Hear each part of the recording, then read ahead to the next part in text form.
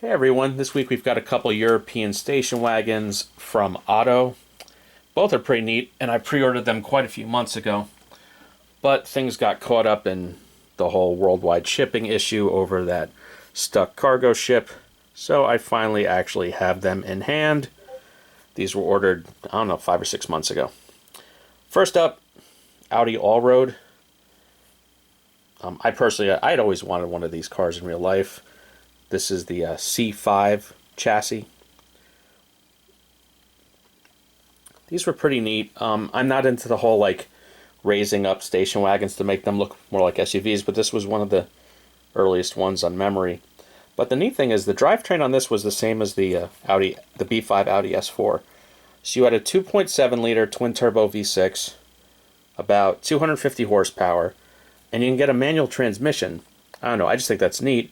They're very tunable. You could do, the turbos were known to blow on these and you had to pull the motor, but a lot of people put RS4 turbos, which, I mean, you could easily have close to 400 horsepower in a pretty large station wagon.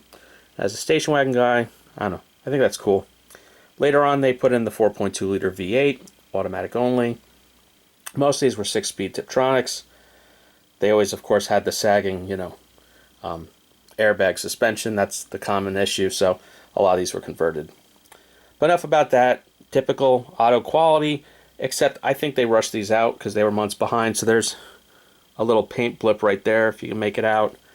And I don't know, Otto's always come out like newborn babies with all this just stuff on them that you're trying to wipe off, all this kind of goop and dots and glue residue. It's just an Otto thing, but whatever. This one had tons of it. I wish the grills were fully open top and bottom. It is up. Yeah, it's a closed mesh on the bottom. Otto used to be a little bit better about that. Almost all their meshes were open, but whatever, what can you do?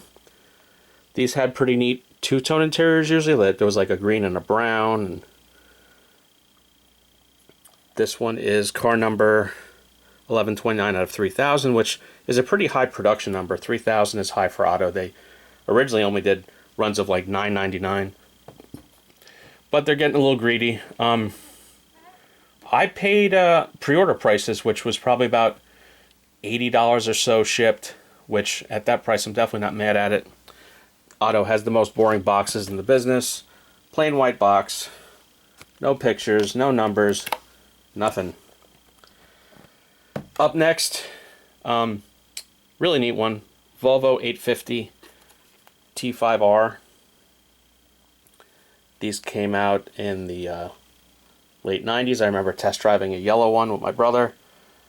This is a great green color. It's mainly known for the pale yellow, which I forgot the name of the color. It's a buddy of mine will be sad that I don't remember the color, but this green is very pretty. Wheels are great. Everything about this is just a great model. Sadly, in North America, well, in America, these were automatic only. Canada and the rest of the world could get manuals, although there's definitely a good amount of manual swapped ones out there. This is car number 1017 out of 2500. These had 2.3 liter 5 cylinders, about 240 horsepower. They were pretty quick for the day.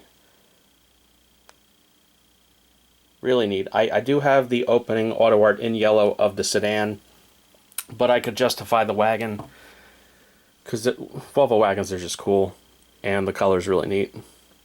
I can show you the box all over again, but I promise it's the exact same. It's another just plain white box. Again, in the same pre-order, $80 shipped. Both these you'll now find on eBay for almost twice as much. So I've really gotten into pre-ordering Ottos at that price. That's it for this week. I'm picking up my project car after a year of talking about shooting some videos of my one-to-one. So I think next week, if the weather's nice, you'll finally get to see at least one of my one-to-one project cars. So that's it. Everyone have a good one. Please like and subscribe.